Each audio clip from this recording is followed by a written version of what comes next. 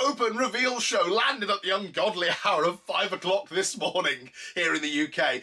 And of course, you can get all of the glossy pictures of the beautiful new miniatures that have been revealed over on the Warhammer community website. What I am going to do here today, though, is dive into some of the hidden details that you might have missed. So buckle up and let's get started. First and foremost, I think it has to be mentioned, we have had a reveal of what appears to be the first new army for Warhammer the Old World. As you can tell, I'm a bit excited.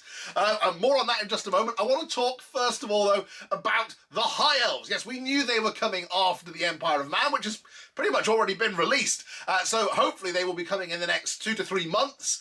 But we have had a reveal, firstly, of all of kind of the returning plastics that we were expecting, but also some new plastics, the Arcane Journal cover, what the armies of renown are, and the special characters that are going to feature in there. It's a bumper wave of old world goodness this morning.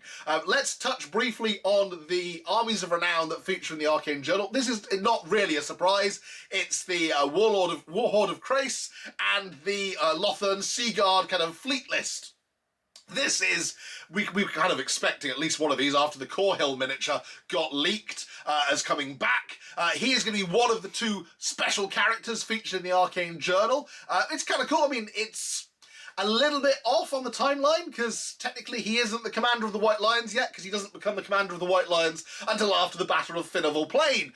We'll see how that plays out. I'm sure it'll all be explained in the Arcane Journal. The other one, though, we got a brand spanking new special character to accompany the Lothern list, and that is a Shire Vess. I killed a guy with a trident. Yes, it's a high elf wielding a trident.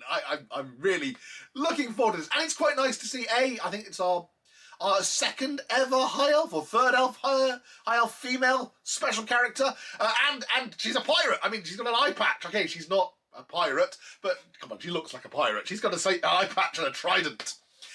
Let's just briefly dart through the other stuff that's been revealed.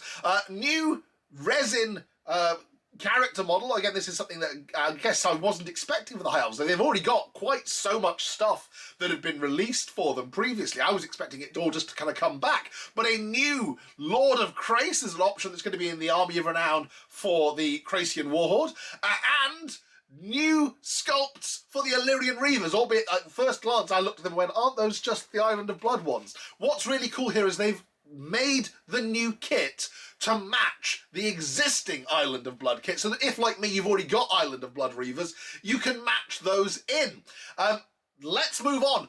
Beastmen's we knew are coming after the High Elves, and we've got a new special character revealed for them as well. I think this is really cool. This is Kralmor, the Prophet of Ruin. Yeah, I think, it's a really cool model. It kind of really harkens back for me to some of the classic sculpts of kind of 5th and 6th edition. It's got that kind of Gorthor the Beast Lord vibe. A little bit more kind of classic fantasy, perhaps, than some of the sculpts that came out kind of for 8th, like the guy with the giant feathery raven wings.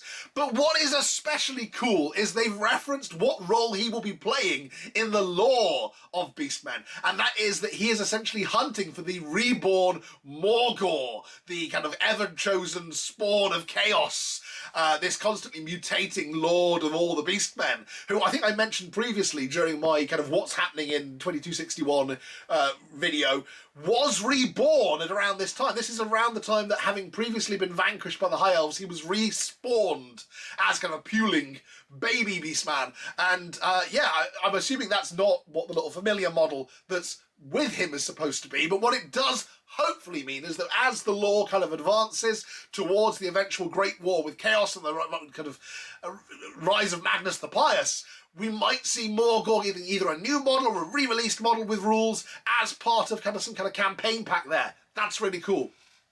Let's move on now, though, to the thing I think we're all most excited about. They published a new roadmap, which was great, and hidden at the end of that roadmap was a little grit box that at first glance you might think was just supposed to be empty.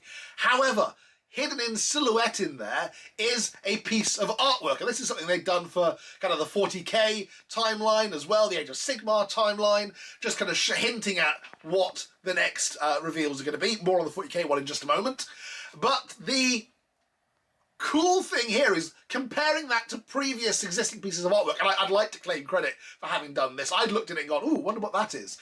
Other people have already spotted. It is from the Cathay artwork that they released. Yes! We knew that they were working on Cathay, having it already appeared in kind of the kind of massive kind of multiplayer Warhammer video games. We knew that that was something that might be coming down the pipeline, but I thought at least, perhaps it was going to be years away. It now looks, given the rate at which they've been releasing Old World armies, that Cathay may be coming this year. I've wanted to see a Cathay army since they were first referenced way back in kind of the 4th edition novel series, when like one of the characters in that was the ambassador in Beast in Velvet, was the ambassador from Cathay. And to see them now, hopefully making an appearance in the Old World is just mind-blowing. I'm absolutely made up about this. I will be doing more videos about that as and when we get more kind of reveals, and I'll also perhaps try and do a video just gathering together all the lore that we know about Cathay thus far, so keep an eye out for that. Make sure you subscribe so you don't miss it if you're not already a subscriber. One final thing I want to touch on. I know that this has very much been kind of a Warhammer the Old World video, but there's one final thing I want to touch on here that was teased as part of the 40k teaser, and it's got me quite excited. We saw some, again, like they've done for Cathay, we saw some kind of silhouetted images of armies that were coming for the 40k timeline. In the near future, we saw hints of, you know, Black Templars. We saw hints of a few other kind of armies. One of them is absolutely a silhouette of a salamander head. Now, the Space Marines have already had their codex. I mean, I was expecting, you know, like Space Wolves, presumably, to be one of the ones that will be coming out this year. But no, it looks as though salamanders are getting a codex. What could that possibly mean? Well, my thought at the moment is that at the moment, Chaos Primarchs very much have the Loyalist Primarchs outnumbered. I mean, we're going to have Fulgrim coming out. It looks as though by summer, Fulgrim will be out along with the whole kind of Emperor's Children army. That leaves Gulliman and the Lion just holding the line.